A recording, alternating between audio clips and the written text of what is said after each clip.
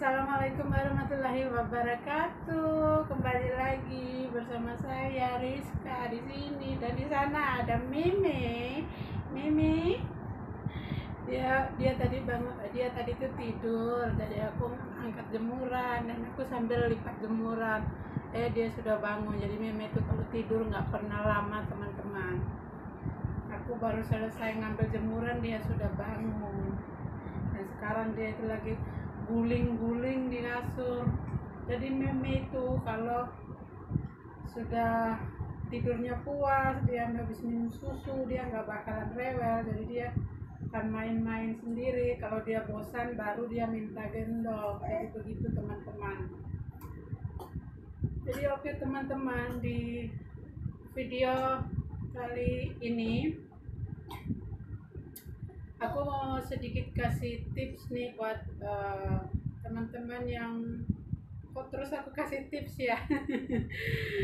Aku mau ya sekedar ngingetin ya, ini hanya sekedar pengalaman saya. Jadi buat teman-teman yang khususnya mau kerja di Malaysia ya, kalian itu harus tahu peraturan-peraturan di Malaysia seperti apa. Dan yang paling utama, carilah agen yang legal, jangan sampai kalian dapat agen ilegal ya.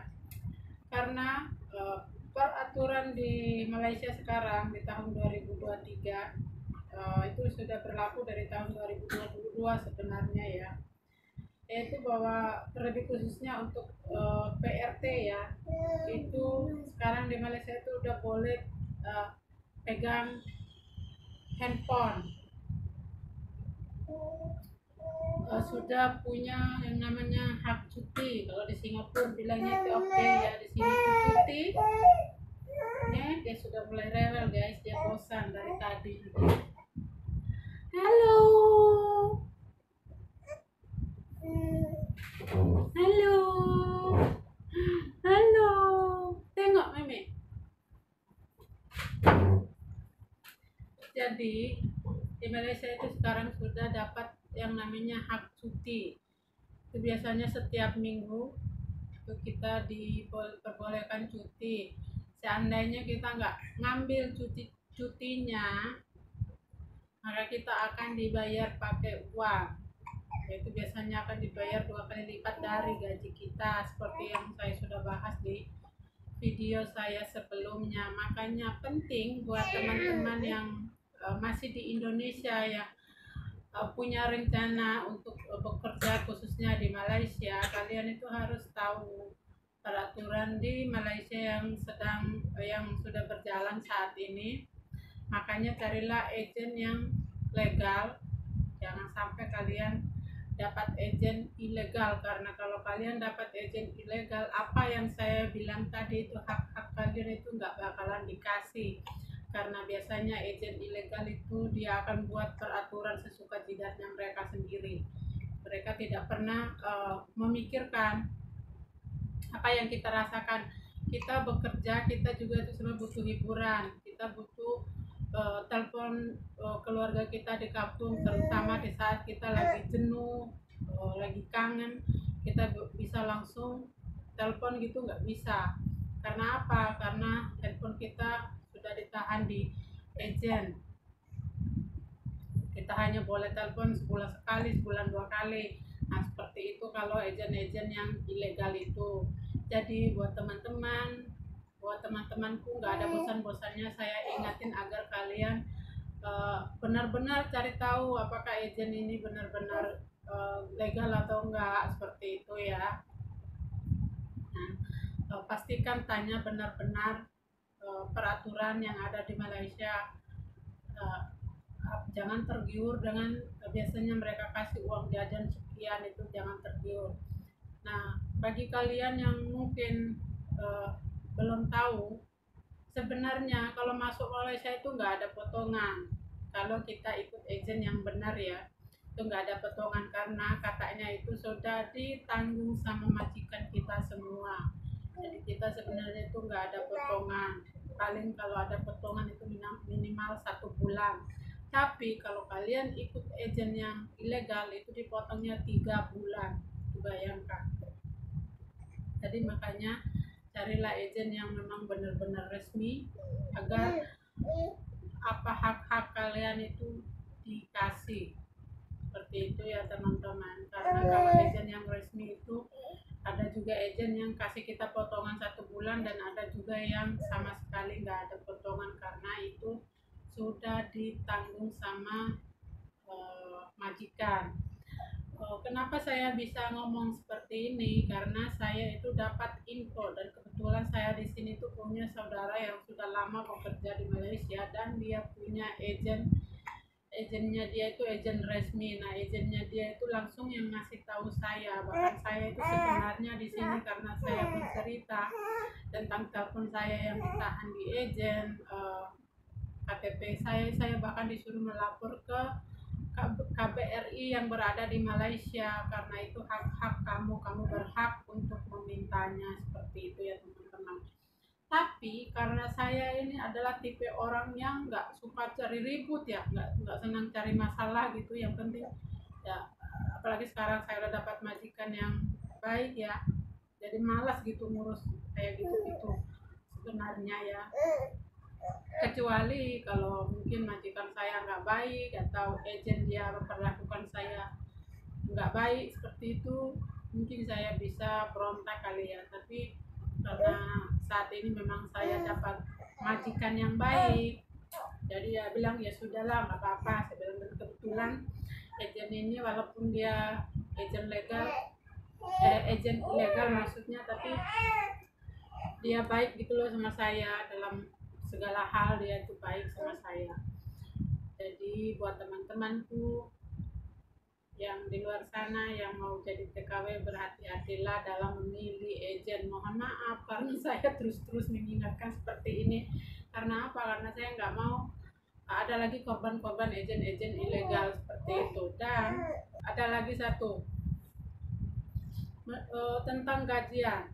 Jadi gaji itu biasanya ada yang dipegang majikan, ada yang kita pegang sendiri, atau dipegang sama agent. Seperti itu ya teman-teman. Kalau menurut saya sih lebih baik kalian pegang sendiri, itu jauh lebih aman. Karena kalau kalian dapat majikan yang suka nipu-nipu seperti itu, dia bakalan tipu gaji kalian sebagian. Karena sudah ada teman saya yang saya ketemu waktu di rumah agent, dia bercerita katanya dia bahkan sudah lama 5 tahun kerja di majikan itu, dan si majikan ini menipu gajinya dia itu 3 bulan. Dia bilang majikan itu bilang bahwa dia sudah kirim ke kampung, sedangkan teman saya ini nggak ada kirim ke kampung. Teman saya ini selalu tulis, selalu catat setiap apa yang uang berapa saja yang dia kirim ke kampung, dia itu selalu catat. Tapi si majikan ini tetap ngotot kalau teman saya ini sudah ngirim, katanya dia sudah kirim. Jadi akhirnya si teman saya ini malas ribut, ya sudah dia ikhlaskan saja. Jadi menurut saya ya lebih baik kalian meminta untuk pegang sendiri gajinya itu. Jangan mau dipegang sama agent. Itu mending dipegang sendiri. Karena saya pun juga saya mengingetin di sini karena ini yang sudah saya alami ya teman-teman. Bahkan gaji saya pun sekarang itu dipegang sama agent gitu. Dipegang sama agent. Majikan saya ini trauma ya, karena dia sebelumnya itu dia sudah mempunyai 6 pembantu yang lari. Nggak tahu itu apa masalahnya sih katanya sih dari si Akong itu. Nanti di next video saya akan bikin bercerita tentang Akong itu mertuanya Nyonya ya. Jadi dia itu trauma, dia juga takut kalau misalnya saya yang pegang gaji saya sendiri, dia takut saya nanti melarikan diri seperti itu majikan ini. Jadi dia memilih kasih ke agent gitu loh. Jadi gaji saya itu dipegang sama agent, tapi gaji saya walaupun dipegang sama agent, setiap bulan gaji saya itu saya minta. Saya nggak mau di agent itu pegang gaji saya banyak-banyak. Jadi setiap bulan itu saya kirim. Kalau saya nggak ada kebutuhan untuk kirim, saya kirim ke rekening saya sendiri. Jadi udah waktunya gajian, saya langsung minta Nyonya telepon agent untuk kirim uang pokoknya gitu. Jadi kalau misalnya ada teman-teman yang nasibnya sama seperti saya, gajinya dipegang agen, ya mending kalian itu setiap bulan minta kirim ke kampung, atau kalau kalian punya nomor rekening sendiri, kirim ke rekening kalian sendiri, seperti itu. Dan jeleknya lagi, kalau gaji kita itu dipegang sama agen, setiap pengiriman itu ada namanya potongan 10 ringgit, ya anggaplah itu ini ya, administrasi pengiriman ya. Terus itu juga nggak sesuai sama harga-harga ringgit, kan biasanya harga ringgit kalau 3.400 sama agent paling dikasih 3.300. Kalau ringgit naik 3.500 sama agent dikasihnya 3.400. Seperti itu ya teman-teman. Jadi itu ada ruginya juga di kita sebenarnya ya. Jadi yang paling enak itu ya kita pegang sendiri, seperti itu ya teman-teman. Oke teman-teman, jadi mungkin sampai sini dulu video saya. Ini Meme sudah mulai rewel guys. Jadi tadi tuh Meme tidur saya angkat jemuran. Nah baru saya selesai angkat jemuran, baru saya mulai lipat sedikit, Meme sudah bangun. Dia sudah bangun dan anak ini cepat sekali boring. Saya sudah bangun, jadi mungkin nanti kalau Meme tidur baru saya lanjut ke nyetrika baju. Oke teman-teman, sampai jumpa di video-video saya selanjutnya. Bye bye dulu. Bye bye. Meme, Meme, Meme. Bye bye. Bye bye. Bye bye. Ini dia suka sekali ketawa teman-teman, dia nggak suka marah. Sama seperti kokonya, ada anak pertamanya Nyonya itu ya, dia nggak suka marah, anaknya dia ketawa saja. Bukan sih ketawa saja, maksudnya walaupun kesal apa tuh dia diam, dia nggak suka marah. Nah anak ini juga seperti ini, dia nggak suka marah, dia lebih banyak ketawa. Dia marahnya kalau pas lagi lapar sama mau tidur saja. Jadi oke teman-teman, sekian dulu video saya ini. Semoga teman-teman yang menonton video ini ambil yang baik-baiknya dan buang yang buruk-buruknya, yang jelek-jeleknya, seperti itu ya. Oke, wassalamualaikum warahmatullahi wabarakatuh.